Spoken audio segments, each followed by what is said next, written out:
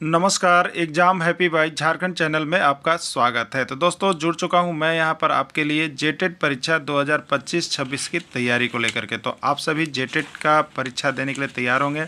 जेटेट परीक्षा बहुत जल्द होने वाली है, तो आप सभी यहां पे क्लासेज के लिए अवश्य जुड़ेंगे। आपको बताते चले, जेटेट में तैयारी को लेकर के बहुत तरह से आपके मन में कौतूहल बना हुआ होगा कि किससे तैयारी करें, कहाँ से तैयारी करें। तो आपको बताते चले, जेटेट परीक्षा में यदि आपको परचम लहराना है तो आप झारखंड राज्य के अनुमोदित पाठ्यक्रम JCERT किताब को पढ़ना कभी भी नहीं भूलेंगे। बाहर का प्रैक्टिस सेट लेकर के यदि आप पढ़ रहे हैं तो वो आपके साथ धोखा हो रहा है, ठीक है।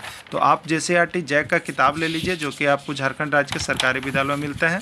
अगर आपको नहीं मिल पाता है तो हम देखिए यहाँ पे झारखंड राज्य के सरकारी विद्यालय से आपको हूबहू हैंड रिटेन नोट्स डेली बना करके, जो आपका न्यू सिलेबस आया है उसके आधार पर यहाँ पर सभी सब्जेक्ट का, चाहे आप 1 से 5 के शिक्षक हो, चाहे 6 से 8 का शिक्षक हो, सभी की तैयारी करवाते हैं। आप घर बैठे यहाँ पर क्षेत्रीय भाषा छोड़ करके सभी सब्जेक्ट का केवल 500 रुपये में तैयारी कर सकते हैं। जिसके लिए देखिए यहाँ पर आपको मोबाइल नंबर दिया गया है 9631054226 पर आप संपर्क करके यहाँ से सभी कोर्सेज परचेज भी कर सकते हैं, तैयारी भी कर सकते हैं। बहुत सारे कोर्सेज बन गए हैं, तो आप अवश्य संपर्क कर लेंगे। घर बैठे ही तैयारी यहाँ से हो जाएगी। चलिए देखते हैं समूह जो समकोण त्रिभुज को निरूपित करता है। इसमें से कौन सा समूह ऐसा है जो समकोण त्रिभुज को निरूपित करता है?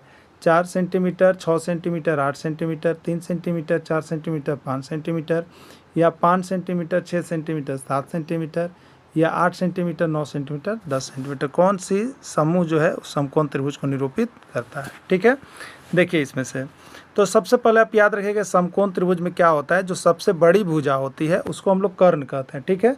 तो ये पहला वाला ग्रुप में देखेंगे तो इसमें सबसे बड़ी भुजा 8 होगा, ठीक है। तो पाइथागोरस प्रमेय का नियम क्या कहता है? बड़ी भुजा का वर्ग जो होता है अन्य दो छोटी भुजा होता है, अन्य दो छोटी भुजा का वर्ग का योग आपस में बराबर होता है, ठीक है।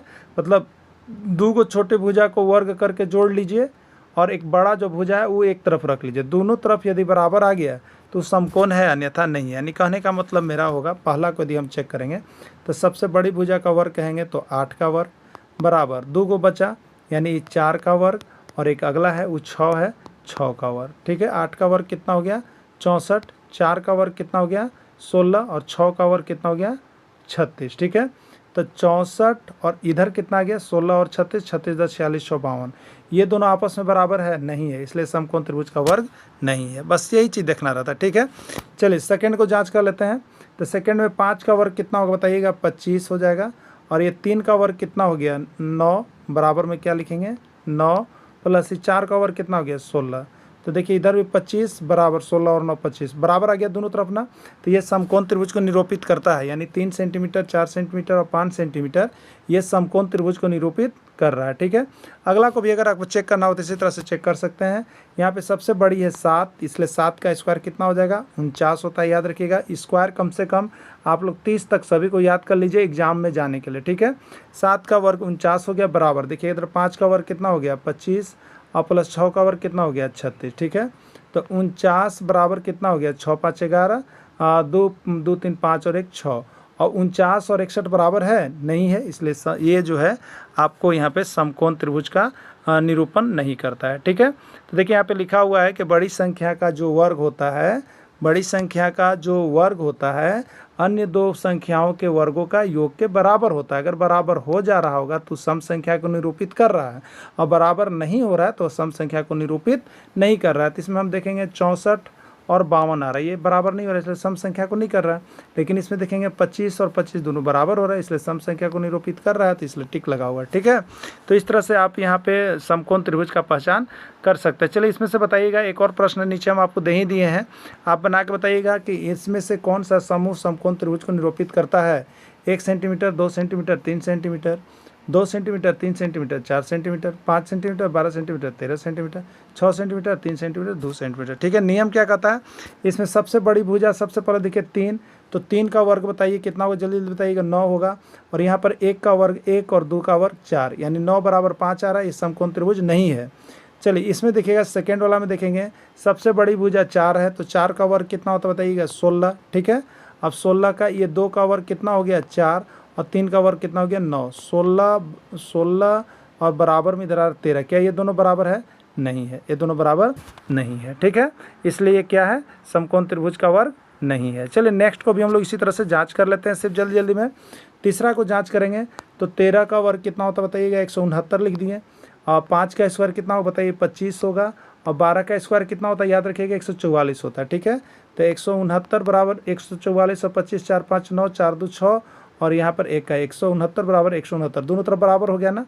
तो ये समकोण त्रिभुज का वर्ग निरूपित कर रहा है। तो किस में समकोण त्रिभुज बना, 3 वाले में बना है। तो इसी तरह से आप चेक करके देख लीजिएगा, अगर बड़ी भुजा का वर्ग जो होता है वो अन्य दो भुजाओं के वर्गों के योग के बराबर होता है तो समकोण त्रिभुज है, बराबर नहीं होता है समकोण त्रिभुज नहीं है। क्लियर हो जाइएगा एकदम। ठीक है, चलिए अगला, इनमें से कौन सी संख्या का गुणनखंड 15 नहीं है। ठीक है, आपको बताना है कि इसमें जो 4 संख्या है 30, 45, 51, 60, कौन संख्या का गुणनखंड 15 नहीं है। देखिए गुणनखंड वही संख्या होता है जिससे वो खंड हो जाए, टुकड़ा हो जाए। तो 15 से जो खंड हो जाएगा वो 15 का गुणनखंड है, और 15 से जो खंड या टुकड़ा नहीं लगेगा, भाग नहीं लगेगा, वो 15 का गुणनखंड नहीं है। ठीक है, तो कौन नहीं है पूछा, तो 30 बताइए 15 से भाग लगेगा कि नहीं, तो 15 दूनी 30, ये गुणनखंड है। 45 15 से लगेगा नहीं, 15 तिया 45, या 15 का गुणनखंड है। 51 15 के पहाड़ा में कभी भी आएगा, नहीं आएगा, इसलिए ये 15 का गुणनखंड नहीं है। 60 देखेंगे तो 15 चौके 60, 4 बार में कट गया, ये 15 गुणनखंड है। आपसे पूछा था कौन गुणनखंड नहीं है, तो राइट आंसर सी हो जाएगा, 51 हो जाएगा। क्लियर, चलिए अब देखिएगा 5 का गुणज है, आपको बताना है कि इसमें कौन 5 का गुणज है, 5, 10, 15 या सभी। ठीक है, गुणज मतलब गुना की संख्या 5 का, तो 5 का पहला गुणज 5 हो गया, दूसरा 5 का 10 हो गया, तीसरा 5 का 15 हो गया, चौथा 5 का 20 हो गया, पाँचवा 5 का 25 हो गया। पहाड़ा पढ़ लेना है। ठीक है, इसमें कौन 5 का गुणज नहीं है, तो 5 का गुणज 5 भी है, 10 भी है, 15 भी है, नहीं राइट आंसर डी सभी हो जाएगा। इसका राइट आंसर डी सभी हो जाएगा। ठीक है, यानी इसमें सभी 5 के पहाड़ा में आ रहे हैं, इसलिए सभी जो है 5 के गुणज हैं। क्लियर हो गया आप लोग सभी को। चलिए अगला प्रश्न है, अभिजीत ने शर्ट के लिए 2 मीटर 65 सेंटीमीटर और पैंट के लिए 2 मीटर 55 सेंटीमीटर कपड़ा खरीदा। ज्ञात कीजिए कि अभिजीत ने कुल कितना मीटर कपड़ा खरीदा। इसी तरह का प्रश्न आपको जैक के एग्जाम में आते हैं, आप आश्वस्त रहिए। देखिए बहुत लोगों की शिकायत है कि आपका JCRT का है, बहुत लोगों को ऐसा कर रहे हैं, तो आप विश्वास मानिए आपका JCRT जैक किताब से बाहर नहीं जाने जा रहा है। बहुत लोग आपको JSSC लेवल का, JPSC लेवल का, BPSC लेवल का पढ़ा रहे हैं, जो उनका चलता है सिर्फ जेटेड के नाम पर। तो आप वैसे चीज़ को देख रहे हैं तो आपका वो धोखा हो रहा है। आपको यहाँ पर जैक का किताब देखना पड़ेगा, समझना पड़ेगा, नहीं तो बाहर का जा रहे हैं तो आपका एग्जाम कहीं ना कहीं ख़राब ना चल जाए। ठीक है, इसलिए आपको जेटेड के लिए, जैक का किताब के लिए आपको JCRT जैक का नोट्स नहीं पढ़ना पड़ेगा, अंतिम तक आपको बता देते हैं, बाकी आपको जो है वो आप लोग कर सकते हैं। ठीक है, चलिए यहाँ पे देखिएगा, अभिजीत ने शर्ट के लिए 2 मीटर 65 सेंटीमीटर, ठीक है, 2 मीटर 65 सेंटीमीटर क्या खरीदा यहाँ पे शर्ट के लिए, और पैंट के लिए 2 मीटर 55 मीटर 2 मीटर 55 सेंटीमीटर कपड़ा खरीदा। ठीक है, अभिजीत ने कुल कितना मीटर कपड़ा खरीदा। चलिए सेंटीमीटर बात करते हैं। 5 5 10, 6 5 11 और 1 12। 12 का हम 120 नहीं लिख सकते हैं, 12 का 12 लिखेंगे, लेकिन एक जो हुआ 120 यानी 100 यानी यहाँ पर 100 सेंटीमीटर बराबर कितना होता है, 1 मीटर होता है। ठीक है, तो 120 हो गया, तो 20 सेंटीमीटर लिखेंगे और एक जो है इसमें हासिल के रूप में चला जाएगा। ठीक है, तो 2 2 4 और ये 1 हो जाएगा 5, यानी 5 मीटर 20 सेंटीमीटर वो कपड़ा खरीदा। 5 मीटर 20 सेंटीमीटर बी में है, इसलिए राइट आंसर इसका बी हो जाएगा। ठीक है, मोनिका ने बैंक से 1575 रुपये की निकासी की। उसने रुपये 750 रुपये 50 पैसे खर्च कर दिए। अब उसके पास कितने पैसे बचे हैं, रुपये बचे हैं, आपको बताना है। ठीक है, 1575 रुपये निकाली थी, जिसमें से उसने क्या की 750 रुपये उन्होंने 750.50 पैसे खर्च कर दिए। अब उनके पास क्या बचा, 0। 10 में से 5 गया 5, यहाँ बच गया 4, 4 में से 0 गया 0। ठीक है, अब 4 में से 4 गया 0। अब यहाँ बच गया 7 में से 5 गया 2 और 15 में से 7 गया 8, यानी 824 रुपये 50 पैसे उनके पास बचे हैं। 824 रुपये 50 पैसे बी में ऑप्शन है, राइट आंसर इसका बी हो जाएगा। 360 डिग्री का कोण कहलाता है, बताइएगा। ज्यामितीय आकृति स्थानिक समस्या, यहाँ से एक प्रश्न रहेगा और यह क्लास 6 का एक्सरसाइज 11 में जा करके आप देख सकते हैं, वहाँ पर बहुत अच्छी तरह से आपको मिलेगा। ठीक है, 360 डिग्री का कोण क्या कहलाता है, संपूर्ण कोण, प्रतिवर्ती कोण, ऋजु कोण या न्यून कोण। ठीक है, तो 360 डिग्री का कोण जो कहलाता है वो संपूर्ण कोण के नाम से जाना जाता है, राइट आंसर संपूर्ण कोण हो जाएगा। एक समकोण का मान होता है, एक समकोण का मान कितना डिग्री होता है? 0 डिग्री, 90 डिग्री, 180 या 172, ठीक है। तो एक समकोण यानी कितना होता है? एक समकोण यानी 90 डिग्री होता है। एक समकोण का मान 90 डिग्री के बराबर होता है। क्लियर? चलिए अगला देखिएगा, एक समकोण का आधा कितना होता है बताना है आपको। एक समकोण का आधा कितना होता है? एक समकोण मतलब क्या होता है? 90 डिग्री होता है, और उसका आधा आधा मतलब 1/2 होता है। 2 से ये कटेगा कितना? 45 बार 45 डिग्री, यानी एक समकोण का आधा कितना होता है? 45 डिग्री होता है। राइट आंसर इसका सी हो गया। क्लियर? चलिए अगला प्रश्न है, एक त्रिभुज जिसकी माप क्रमशः 7 सेंटीमीटर, 5 सेंटीमीटर, 7 सेंटीमीटर है, यह किस प्रकार का त्रिभुज है आपको बतलाना है। समबाहु है, विषमबाहु है, समद्विबाहु है या कोणीय, ठीक है। तो देखिए इस त्रिभुज में क्या हो रहा है? दो भुजा बराबर हो रही है, साथ साथ यानी दो भुजा बराबर, और एक भुजा बराबर नहीं है। तो जिस त्रिभुज में दो भुजा बराबर होगा उसको हम लोग क्या कहेंगे बताइए? जिस त्रिभुज में दो भुजा बराबर होगा वो आपका समद्विबाहु त्रिभुज होगा, ठीक है। समद्विबाहु त्रिभुज किस में आंसर है? सी में। राइट आंसर इसका सी हो जाएगा, ठीक है। चलिए, जिस त्रिभुज की दो भुजाओं की माप आपस में बराबर होती है उसको क्या कहते हैं? समबाहु, विषमबाहु, समद्विबाहु, कोणीय, ठीक है। जिस त्रिभुज की दो भुजाओं की माप आपस में, दो भुजा बराबर, बराबर के लिए होता है सम, दो के लिए होता है द्विव, समद्विव बाहु त्रिभुज, ठीक है। समद्विबाहु, जिसमें दो भुजा बराबर होगा उसको समद्विबाहु त्रिभुज कहेंगे। राइट आंसर सी हो जाएगा।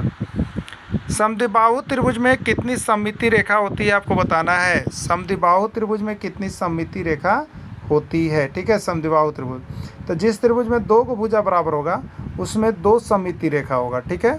जिसमें तीन को भुजा बराबर होगा उसमें तीन को सममिति रेखा होगा।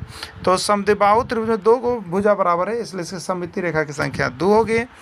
और समद्विबाहु त्रिभुज में कितनी सममिति रेखा होगी, यहाँ पे देखिएगा प्रश्न है, समद्विबाहु त्रिभुज में कितनी सममिति रेखा है, ठीक है। तो समद्विबाहु त्रिभुज में दो भुजा बराबर है, समद्विबाहु त्रिभुज में दो भुजा बराबर है, ठीक है। इसलिए इसमें ये भुजा इस पर बढ़ जाएगा, इसलिए इसका एक सममिति रेखा होगा।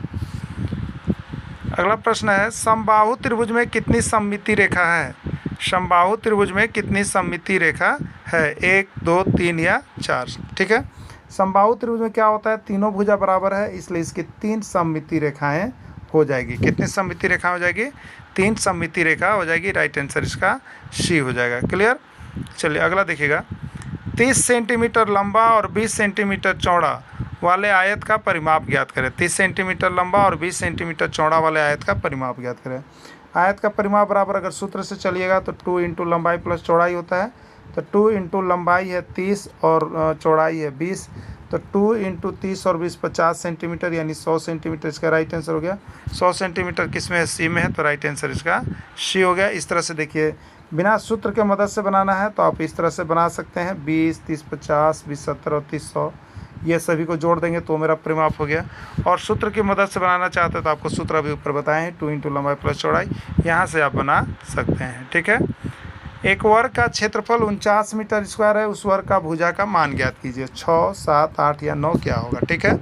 एक वर्ग का क्षेत्रफल क्या होता है? देखिए वर्ग का क्षेत्रफल आपको दिया हुआ है, वर्ग का क्षेत्रफल बराबर आपको दिया हुआ है कितना? 49 मीटर स्क्वायर, ठीक है। वर्ग का क्षेत्रफल भुजा का स्क्वायर बराबर कितना हो गया? 49 मीटर स्क्वायर। अब भुजा बराबर कितना हो जाएगा? तो भुजा बराबर अंडर रूट हो जाएगा 49। 49 का वर्ग कितना होता है? 7 मीटर। राइट आंसर 7 मीटर हो जाएगा। 7 मीटर किस में? बी में है, तो राइट आंसर बी हो जाएगा। क्लियर?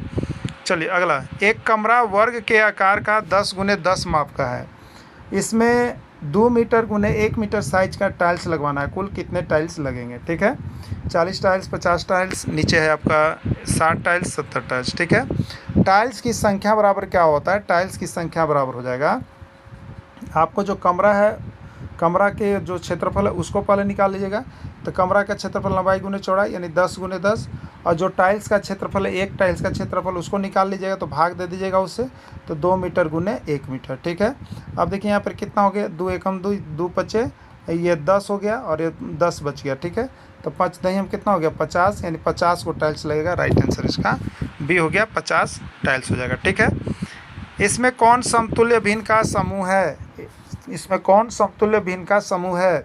1/2, 2/4, 3/6, 3/4, 6/8, 9/12, 5/7, 10/14, 15/21 या सभी होगा। ठीक है। समतुल्य भिन्न कौन सा भिन्न को कहते हैं? तो जिस भिन्न का मान आपस में सभी भिन्न आपस में बराबर हो जाएंगे उसको हम लोग समतुल्य भिन्न कहेंगे या बराबर भिन्न कहेंगे। ठीक है। तो चलिए सॉल्व करते हैं। 1/2 तो ऑलरेडी 1/2 रहेगा, लेकिन 2/4 में 2 एकम 2 और 2 दूनी 4। देखिए इसको भी हल किए तो 1/2 ही आया। 3/6 करेंगे तो 3 एकम 3, 3 दूनी 6, इसका भी हल कितना है? 1/2। तो ये सभी भिन्न आपस में बराबर हैं, इसलिए ये समतुल्य भिन्न है। तो पहला समतुल्य भिन्न है, चेक हो गया। चलिए दूसरा को भी हम चेक करेंगे। 3/4 ये तो नहीं कटेगा, 3/4 ही रह जाएगा। 6/8 ठीक है। तो 2 से हम देखते हैं 2 तिया 6 और 2 चौके 8, इसका भी हल किया तो 3/4 ही आ गया। 9/12 को देखेंगे तो 3 से देखेंगे तो 3 तिया 9, 3 चौके 12, 3/4 ही आ गया ना। इसलिए ये सभी आपस में बराबर हो गए, इसलिए क्या है आपका? समतुल्य भिन्न है। क्लियर। चलिए अब आगे देखिएगा। 5/7, 10/14, 15/21। तो 5/7 तो ऑलरेडी 5/7 हो गया। 10/14 तो 2 × 10, 2 × 7 14, तो 5/7 हो गया। अब यहाँ पे देखिएगा 5 से 5 तिया 15, 5 7 यहाँ पे देखिएगा 5 तिया 15, 3 × 15 और 3 7 21, 5/7 ही रह गया। तो ये भी आपस में बराबर हो गया, यानी पहला भी समतुल्य भिन्न है, बी भी समतुल्य भिन्न है, सी, यानी राइट आंसर डी, सभी इसका आंसर हो जाएगा। ठीक है, सभी इसका आंसर हो जाएगा। समतुल्य भिन्न का समूह है, समतुल्य भिन्न का समूह है क्या है बताना। 3/6, 6/12, तो 3 एकम 3, 3 दूनी 6, 6 एकम 6, 6 दूनी 12, ये समतुल्य भिन्न है। 7/4, 8/5, ये दोनों अलग अलग है, समतुल्य भिन्न नहीं है। 6/12, 14/18, ये भी समतुल्य भिन्न नहीं है। तो राइट आंसर इसमें ए हो जाएगा समतुल्य भिन्न का। 43 डिग्री का कोण कहलाता है समकोण, अधिक कोण, न्यून कोण कोई नहीं। ठीक है। तो 0 डिग्री से लेके 90 से नीचे यानी 0 से लेके 89.9 तक का कोण क्या कहलाएगा? न्यून कोण कहलाएगा। यानी 0 से अधिक और 90 से कम, 90 से कम जितना होगा वो न्यून कोण जाएगा। तो 43 90 से कम वाला है, इसलिए न्यून कोण की श्रेणी में जाएगा। ठीक है। 110 डिग्री का कोण है समकोण, न्यून कोण, अधिक कोण या कोई नहीं। ठीक है। तो 0 से 90 के बीच वाला को न्यून कोण और 90 से लेकर ऊपर 180 के बीच, 90 से 180 के बीच, इसको कहेंगे हम लोग अधिक कोण। तो 110 डिग्री जो है 90 और 180 के बीच पड़ेगा, इसलिए ये अधिक कोण की श्रेणी में जाएगा। अधिक कोण सी में लिखा हुआ है, इसलिए राइट आंसर इसका सी हो जाएगा। 90 डिग्री का कोण है समकोण, न्यून कोण, अधिक कोण या कोई नहीं। ठीक है। तो 90 डिग्री का कोण क्या कहलाता है बताइए? समकोण कहलाता है। क्या कहलाता है? समकोण कहलाता है। क्लियर। 10 से विभाजित संख्या है, इसमें कौन सी संख्या है जो 10 से विभाजित है? 10 से विभाजित संख्या है। ठीक है। 68, 57, 30 सभी। देखिए याद रखिएगा, कोई भी संख्या 10 से तभी विभाजित होगा जब उसका इकाई अंक सम संख्या हो, जब उसका इकाई अंक 0 हो। जब उसका इकाई अंक 0 होगा वही संख्या 10 से विभाजित हो, बाकी कोई संख्या 10 से विभाजित नहीं होगी, भाग देने की आवश्यकता नहीं है। तो इसमें इकाई अंक 8 है, इसलिए 10 से विभाजित नहीं है। 7 है, 10 से विभाजित, 0 है, ये 10 से विभाजित है। राइट आंसर इसका सी हो जाएगा। 10 से विभाजित संख्या बताइएगा आप सभी को। तो हमने बताया था 10 से विभाजित संख्या वही होगा जिसका इकाई अंक 0 हो। तो ये 0 है इकाई अंक, इसलिए ये 10 से विभाजित है। इसका भी इकाई अंक 0 है, इसलिए 10 से विभाजित है। इसका ये 10 से विभाजित, राइट आंसर डी सभी हो जाएगा। क्लियर। चलिए अगला देखिएगा। 3 घंटियाँ क्रमशः 5 मिनट, 10 मिनट और 15 मिनट के अंतराल में बजती है। ये तीनों घंटियाँ एक साथ कब बजेगी? देखिए जब ये बराबर अंतराल में बजने वाला जब भी प्रश्न आ जाए तो आप एलसीएम निकाल लीजिएगा। इस तरह का प्रश्न हर बार एग्जाम में आ रहा है। ठीक है। तो हम क्या करेंगे? 5, 10 और 15 का एलसीएम निकालेंगे। 5 से कितने बार हो जाए? 5 एकम 5, 5 दूनी 10, 5 या 15 अब नहीं जाएगा। 5 दूनी 10, 10 या 30, यानी 30 मिनट के बाद वो घंटी बजेगी। तो राइट आंसर इसका सी हो जाएगा। डिग्री होगा, 55 डिग्री होगा, 35 डिग्री कोई नहीं है। ये वाय कोण है, तो वाय कोण किसके बराबर होता है? तो इसके अभिमुख अंतकोण, तो इसके अभिमुख दुइये को कोण बन रहा है, एगो ये और एगो ये। अगर सी पर बन रहा है तो बच रहा है ए और बी, तो ए हो गया। ठीक, कितना हो गया? x + 35 degree. ठीक है। x का मान निकाला, तो x को हम यही छोड़ते हैं, 35 को हम इधर लेके आते हैं, तो 70 के बाद लगेगा। तो 70 डिग्री माइनस 35 डिग्री बराबर x हो गया। 70 में से 35 गया तो 35 डिग्री बराबर x हो गया, यानी x का मान कितना होगा? 35 डिग्री होगा। राइट आंसर इसका 35 डिग्री होगा। बाकी नीचे सब कुछ आपका बना हुआ है। ठीक है। चलिए अगला देखिएगा। यहाँ पे अगला प्रश्न था आपका, यहाँ पे है अगला प्रश्न है 3 अंक की बड़ी और छोटी संख्या से। यहाँ से भी एक प्रश्न आपका एग्जाम में रहेगा, भूल के नहीं जाइएगा। ठीक है। क्योंकि संख्या पर संक्रिया आपको करना है 3 अंक की बड़ी संख्या, ठीक है, 3 अंक की बड़ी संख्या और 3 अंक की सबसे छोटी संख्या का योगफल क्या होगा, हरियाणा टेट 2022 में पूछा गया है। ठीक है, 3 अंक की सबसे बड़ी संख्या और 3 अंक की सबसे छोटी संख्या का योगफल क्या होगा। ठीक है, चलिए बड़ी संख्या और छोटी संख्या का पहले हम लोग कंसेप्ट क्लियर कर लेते हैं। अगर कोई बोलेगा 1 अंक की बड़ी संख्या तो 1 × 9, 2 अंक की बड़ी संख्या 2 × 9, 3 अंक की बड़ी संख्या 3 × 9, 4 अंक की बड़ी संख्या 4 × 9, याद रखिएगा 5 अंक का 5 × 9 ये होता है। अब छोटी संख्या का कंसेप्ट क्लियर करते हैं।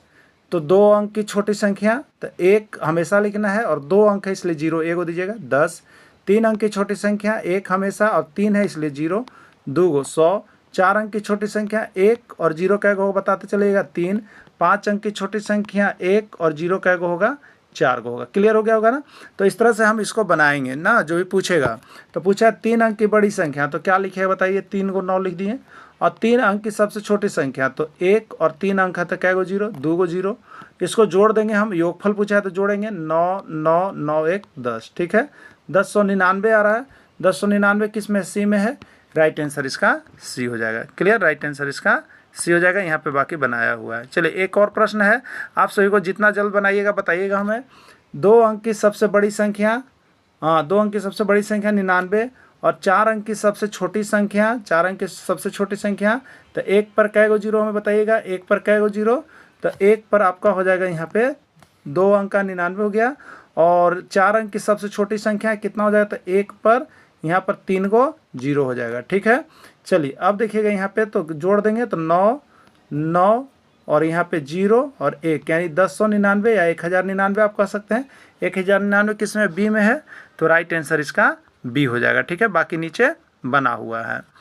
चलिए अगला प्रश्न है, 10 का अभाज्य गुणनखंड है। 10 का अभाज्य गुणनखंड क्या है आपको बतलाना है। ठीक है, तो 10 का अभाज्य गुणनखंड क्या होगा, 2 5 1 2 5 1 2 5 10 या कोई नहीं। ठीक है, चलिए सबसे पहले आपको अभाज्य संख्या के बारे में जानना है कि अभाज्य संख्या होता क्या है। ठीक ना, देखिए अभाज्य संख्या वैसी संख्या है जो सिर्फ अपने से या एक से कटती है, याद रखिएगा।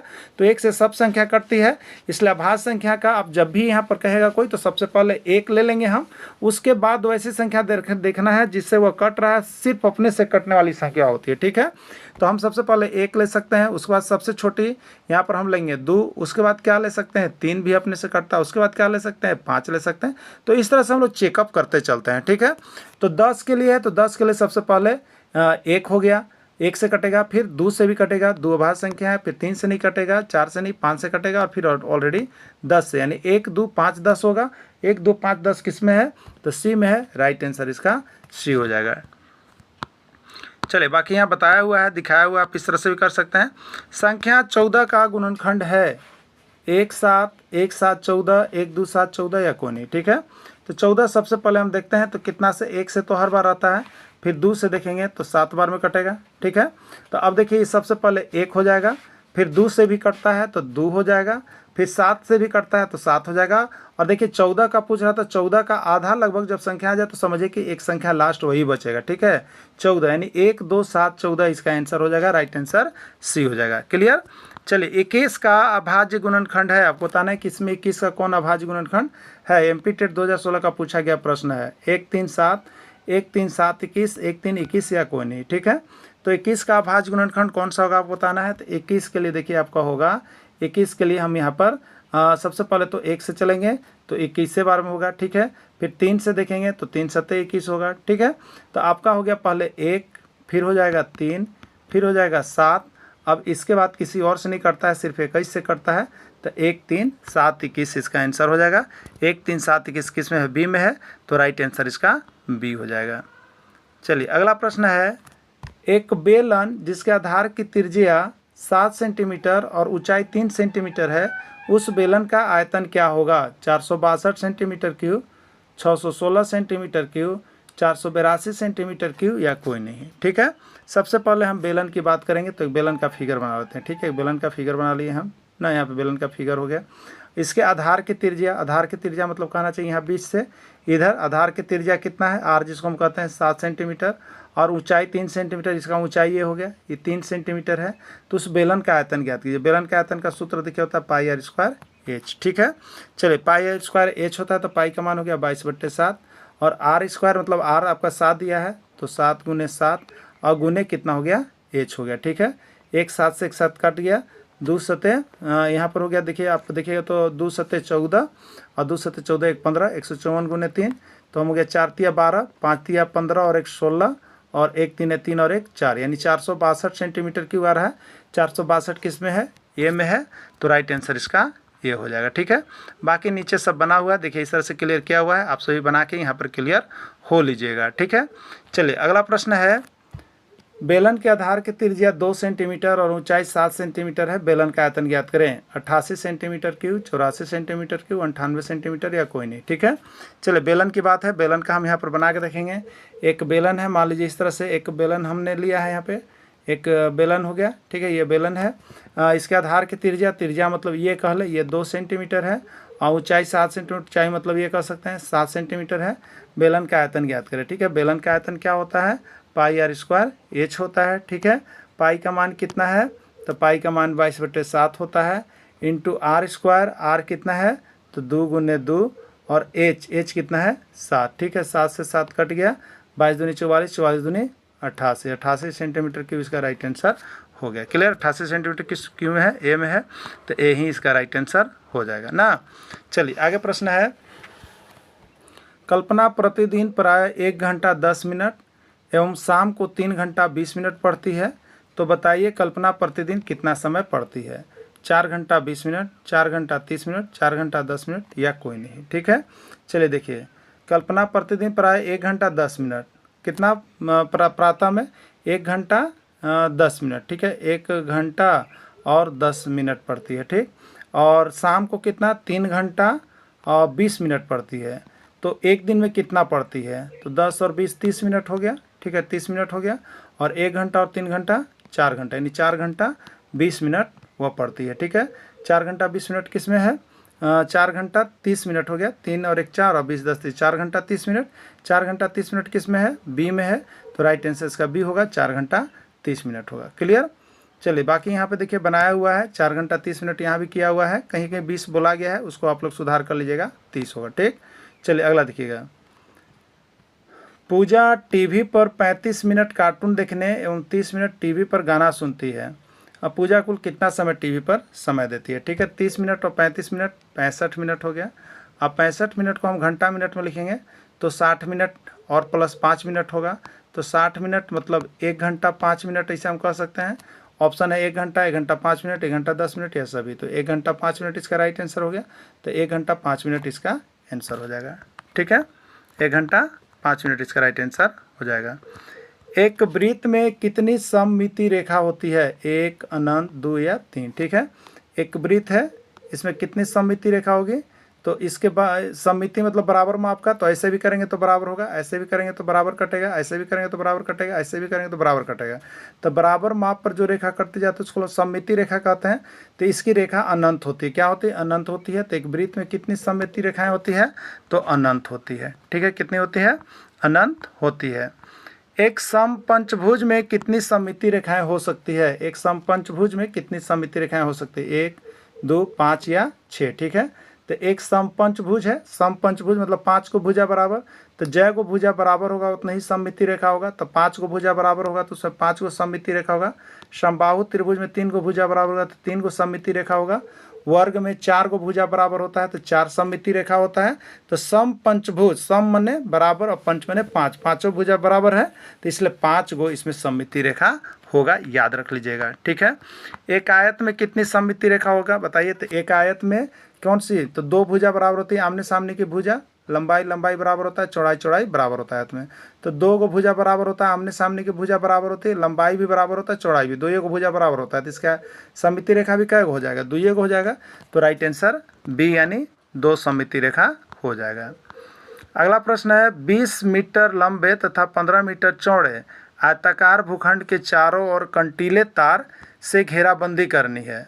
रुपये 20 प्रति मीटर की दर से घेराबंदी करने की लागत कितनी होगी, 1200 रुपया, 1400 रुपया, 1600 रुपये या 1800 रुपये। ठीक है, देखिए 20 मीटर लंबा और 15 मीटर चौड़ा। ठीक है, तो लंबाई कितना है, एक आयताकार भूखंड है, लंबाई है 20 मीटर और चौड़ाई है 15 मीटर। ठीक, तो इसके कंटीले तार से घेराबंदी, तो एक बार जब घेराबंदी करेंगे, एक बार घेराबंदी करेंगे, ठीक है, तो इसका लंबाई कितना हो जाएगा एक घेराबंदी करने में।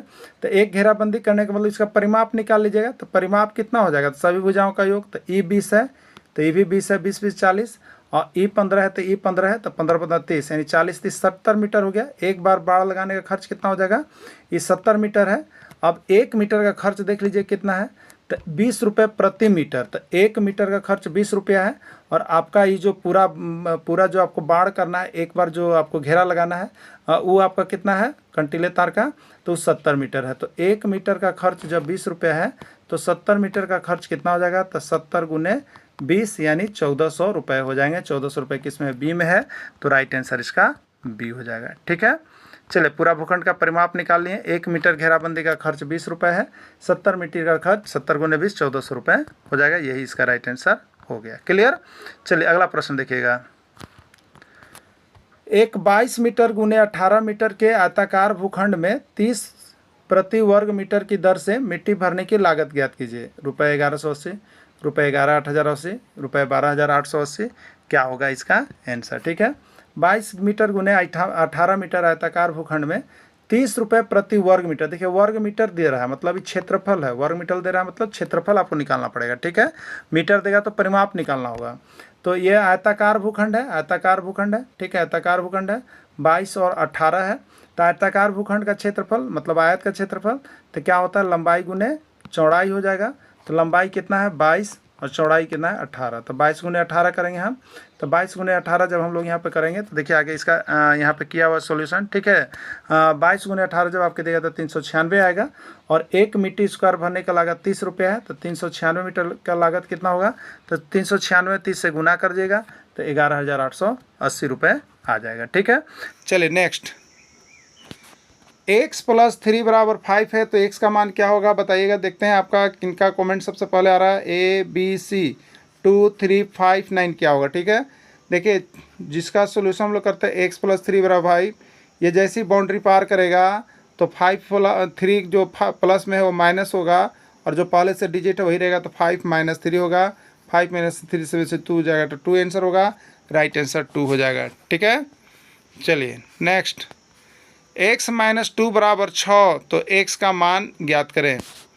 x - 2 = 6, तो x का मान ज्ञात करें। 8 10 12 या 14। ठीक है, देखिए x - 2 = 6, तो x का मान कितना होगा, 6 + 2 बराबर कितना होगा 8। राइट आंसर इसका 8 हो जाएगा। ठीक है, 8 किस में है, तो 8 आपको आंसर कर लेना है।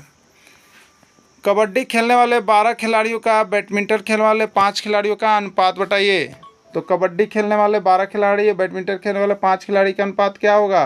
तो अनुपात मतलब पहले कबड्डी खेलने वाला ऊपर रहेगा, फिर बैडमिंटन खेलने वाला नीचे आ जाएगा। कबड्डी खेलने वाला 12 है, बैडमिंटन खेलने वाला 5 है, यानी 12:5 होगा। 12:5 किस में, डी में है, तो राइट आंसर इसका डी होगा। ठीक है, चलिए अगला देखिएगा। रीता ने एक पुरानी साइकिल रुपये 1100 में खरीदी। वह उसके मरम्मत पर रुपया 200 खर्च की। अब वह उसको 1600 रुपये में बेच दी, तो लाभ या हानि बताइए। ठीक है, 1600 रुपये में बेच दी तो लाभ या हानि केवल बताना। चलिए देखते हैं, यहाँ पे बनाते हैं हम लोग। सबसे पहले एक पुरानी साइकिल कितने में खरीदी थी, 1100 में। चलो साइकिल का बात है तो जल्द से शॉर्ट आउट कर देते हैं। उसकी मरम्मत पर 200 और लगा दिया, 200, यानी अब कितने की साइकिल हो गई, 1300। ठीक है, अब देखिए खर्च किया, अब उसको 1600 रुपये में बेच दिया। ये खरीदने का था, क्रय मूल्य था। अब विक्रय मूल्य क्या आ रहा है बताइए, विक्रय मूल्य 1600 आ रहा है। विक्रय मूल्य कितना है, 16 से। ठीक है, हाँ 1600, उसको 1600 में बेच दिया। ठीक है, अब खर्च किया, अब वह उसको 1600 में बेच दिया। ठीक है, तो उससे लाभ या हानि क्या हुआ ये बताएं। ठीक है, लाभ या हानि क्या हुआ, तो यहाँ पर 1100 2 1300, और यहाँ पर कितना हो जा रहा है आपको, वह उसको 1600 रुपये देता है। ठीक है, तो 1100 में खरीदी, उसके मरम्मत पर 200 1300, और बेची 1600 में। कितने सौ में, 1600 में।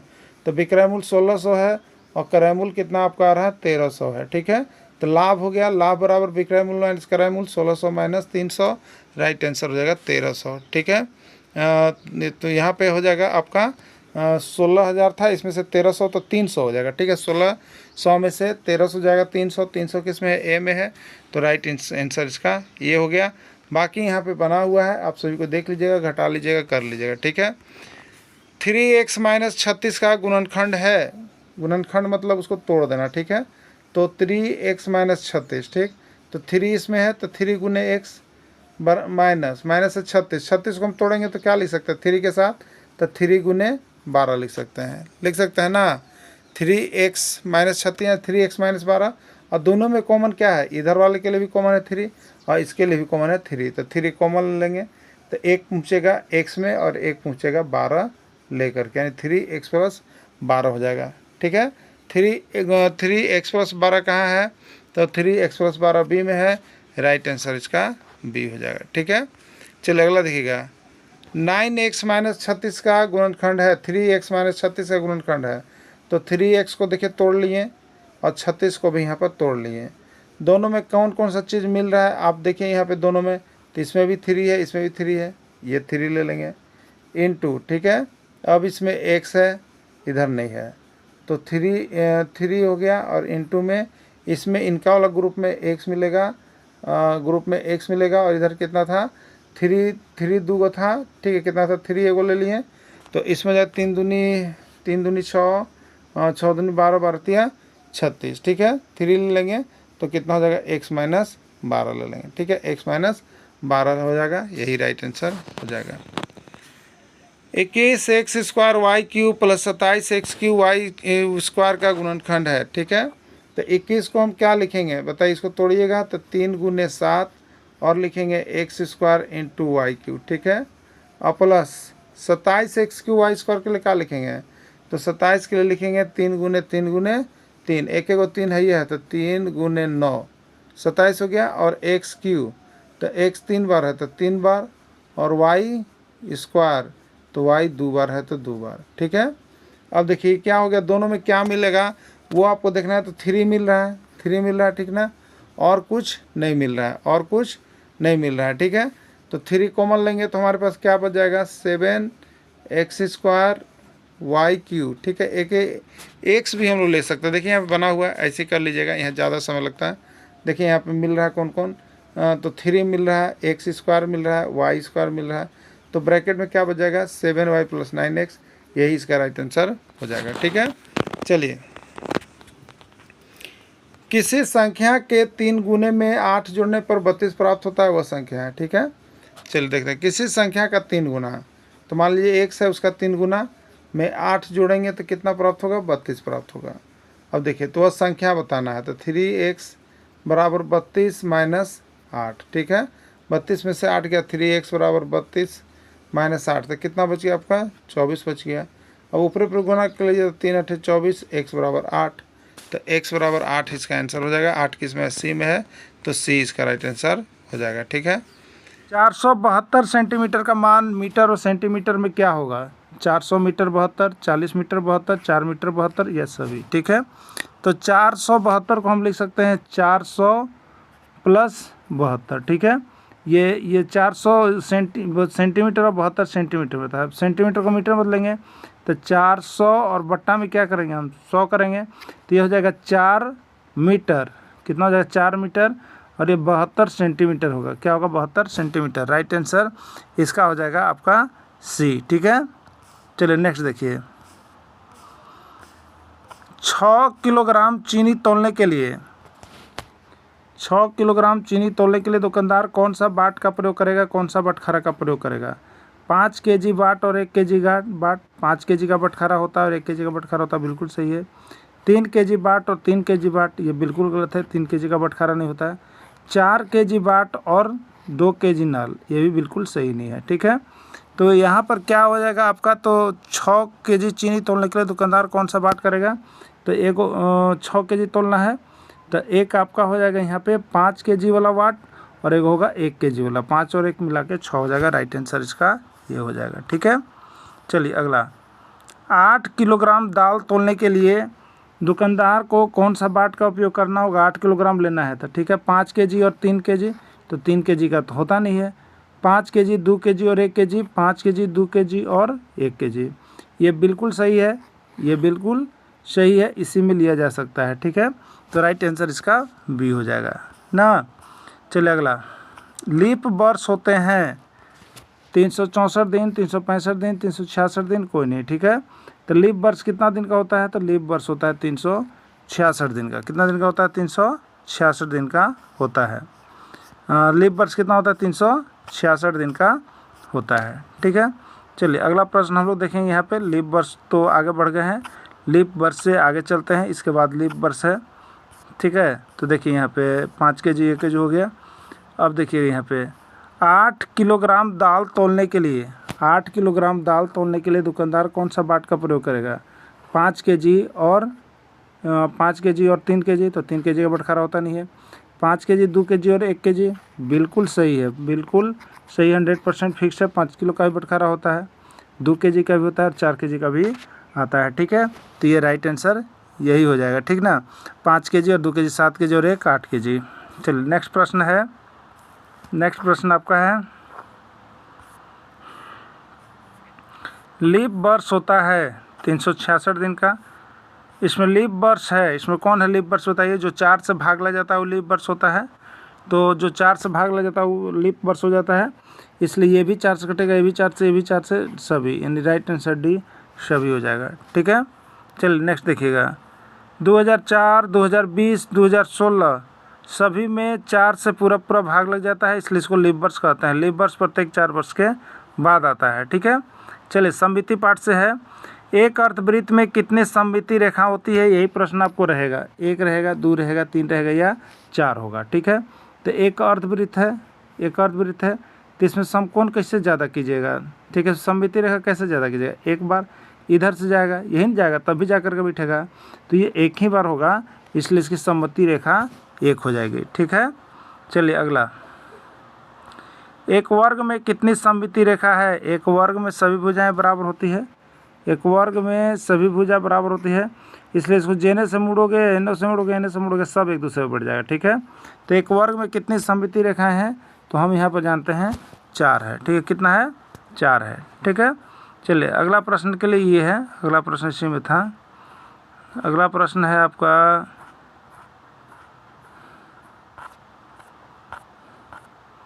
अगला प्रश्न आपको आ जाएगा यहाँ पे। देखिए बहुत ही अच्छा प्रश्न है, इस तरह का हो गया। ये 4 कैटेगरी में बांट के दे दिया है आपको।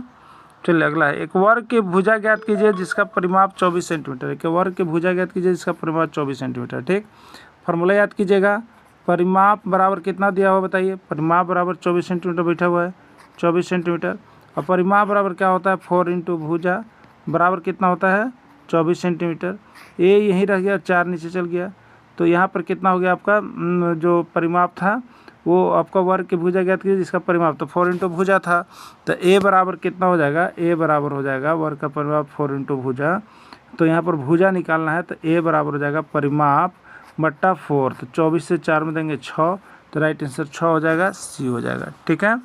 चलिए अगला देखिएगा, यहाँ पर किया हुआ है, सब बाकी बना लीजिएगा। तो अखबार पढ़ने में प्रतिदिन 105 मिनट लगाती है, वह कितना घंटा और कितना मिनट अखबार पढ़ने में बिताती है? यूपी टेट 2017 में पूछा है। 1 घंटा 35 मिनट, 1 घंटा 45 मिनट, 1 घंटा 40 मिनट या कोई नहीं, ठीक है। चलिए देखते हैं 105 मिनट। 105 मिनट को हम कैसे लिख सकते हैं? तो 60 मिनट पर चलता है, तो 60 मिनट और 45 मिनट, ठीक है। 60 मिनट यानी 105 है, ठीक है। 60 मिनट यानी 1 घंटा और 45 मिनट, 1 घंटा 45 मिनट वो अखबार पढ़ती है, ठीक है। राइट आंसर यहाँ पे बी हो जाएगा, 1 घंटा 45 मिनट। एक ट्रेन किसी स्टेशन में 300 सेकेंड रुकती है, वह ट्रेन स्टेशन में कितना मिनट रुकती है, ठीक है। देखिए एक चीज़ बता देते हैं आपको, जब घंटा को मिनट में बदलना रहता है, ठीक है, घंटा को मिनट में बदलना रहता है, तो हम लोग क्या करते हैं, वहाँ पर 1 घंटा में 60 मिनट गुना कर देते हैं, लेकिन मिनट को जब घंटा में बदलना होगा तो 60 से भाग देंगे। क्लियर। चलिए अब देखिए दूसरा, यहाँ पर कितना है? मिनट सेकेंड है, तो मिनट को जब सेकेंड में बदलना होगा तो क्या करेंगे? 60 से गुना कर देते हैं, 1 मिनट में 60 सेकेंड। लेकिन जब सेकेंड को आपको मिनट में बदलना होगा तो 60 से भाग दीजिएगा। बड़ी राशि से छोटी में जाने में गुना और छोटी से बड़ी में जाने पे भाग कीजिएगा। क्लियर हो रहा है ना? तो वैसे भी आप कर सकते हैं। अब देखिए यहाँ पर 300 सेकेंड है तो कितना मिनट लेंगे, तो मिनट में निकालना है सेकेंड को, तो 300 में आप 60 से भाग लगा दीजिए, 60 × 300 यानी 5 मिनट। क्लियर? अब देखिए अगला, अंग्रेजी के अक्षर डी में कितनी सममिति रेखा। देखिए जो पहला बार सिलेबस आया था उसमें सममिति नहीं था, लेकिन सेकेंड बार अभी थर्ड बार जो सिलेबस आया उसमें सममिति आपको पढ़ना है। सममिति मतलब देखिए होता है सम मतलब बराबर और मिति माने मापना, यानी बराबर माप पर कोई आकृति को मोड़ देना जो कहलाता है उस सममिति कहलाता है। और जो आकृति जहाँ पर मुड़ेगी, देखिए ये जैसे ये बीचों बीच से मुड़ जाएगा, सममिति रेखा कहलाएगी। ठीक है, जैसे एक पेज लेते हैं आप तो उसको बीचों बीच में मोड़ते हैं, तो एक बार जो है कि खड़ा मोड़ लेते हैं, एक बार ऐसे खड़ा मोड़ लिए और एक बार ऐसे पड़ा में मोड़ लिए, तो दोनों बराबर पर मुड़ेगा, उस सममिति रेखा हो जाएगा। तो अब आप देखिए यहाँ पे डी में कै गो सममिति रेखा हो सकता है। ठीक है, ऐसे कीजिएगा तो दोनों मिलेगा, यहाँ तो खाली जगह नहीं मिलेगा। तो इस तरह से हम लोग एक बार मोड़ेंगे तो ये बराबर पर कटेगा, तो एक गो सममिति रेखा इसमें होगा। क्लियर? चलिए अगला देखिएगा, अंग्रेजी के अक्षर सी में कितनी सममिति रेखा है। अंग्रेजी के अक्षर सी में कितनी सममिति रेखा है? 1 2 3 4। सी है, इसमें बीचों बीच काट देंगे तो एक गो सममिति रेखा होगा केवल।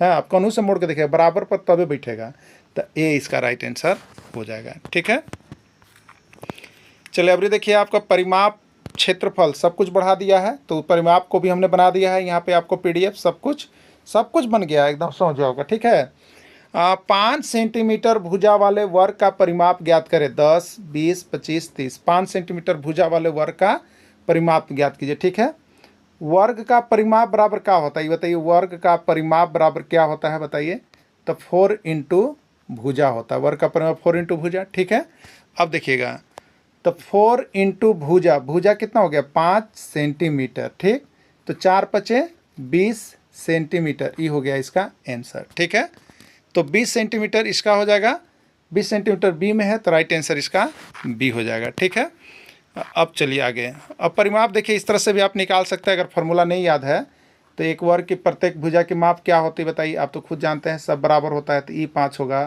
तो ई भी 5 होगा, तो ई भी 5 होगा, तो ई भी 5 होगा।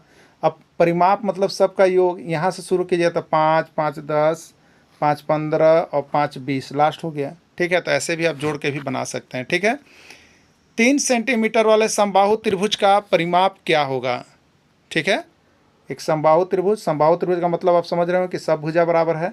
3 सेंटीमीटर, तो ये भी 3, तो ये भी 3, तो ये भी 3। अब यहाँ पर ए बी सी अगर आप लिखे तो परिमाप, अगर सूत्र नहीं आता रहा है, समबाहु त्रिभुज का परिमाप बराबर होता है 3 × भुजा। अगर सूत्र नहीं याद आ रहा है तो परिमाप मतलब सबका योग होता है। आप जोड़ लीजिएगा A B plus B C plus C A, तो 3 + 3 + 3। ठीक है, कितना हो गया 9। तो यहाँ पे 9 इसे जोड़ के भी आएगा, और 3 × भुजा कीजिएगा तो भुजा 3 सेंटीमीटर, तो 3 × 3 3 3 9 कैसे आएगा। ठीक है, तो इस तरह से आप बना लीजिएगा, बाकी नीचे बनाया हुआ है ना। चलिए अगला प्रश्न है, एक आयत की लंबाई 10 सेंटीमीटर और चौड़ाई 8 सेंटीमीटर है, उस आयत का क्षेत्रफल ज्ञात कीजिए। ठीक है, एक आयत है। ठीक है, उसकी लंबाई कितना है 10 सेंटीमीटर और चौड़ाई कितना है 8 सेंटीमीटर। उस आयत का क्षेत्रफल क्या होगा, तो आयत का क्षेत्रफल देखो होता है लंबाई गुने चौड़ाई, 10 सेंटीमीटर गुने 8 सेंटीमीटर, 10 × 8 = 80 सेंटीमीटर स्क्वायर, यही हो जाएगा इसका राइट आंसर। क्लियर? चलिए अगला देखिएगा, 6 सेंटीमीटर भुजा वाले वर्ग का क्षेत्रफल ज्ञात करें। 6 सेंटीमीटर भुजा वाले वर्ग का क्षेत्रफल ज्ञात कीजिए। 32 36 38 या 40। ठीक है, वर्ग का क्षेत्रफल क्या होता है, भुजा का स्क्वायर होता है, याद रखिएगा। ठीक है, वर्ग का क्षेत्रफल मतलब भुजा का स्क्वायर। भुजा 6 सेंटीमीटर है तो 6 सेंटीमीटर का हम स्क्वायर करेंगे, 6 का स्क्वायर 36 और सेंटीमीटर मतलब सेंटीमीटर स्क्वायर 36 वर्ग सेंटीमीटर होगा, राइट आंसर बी हो जाएगा। ठीक है।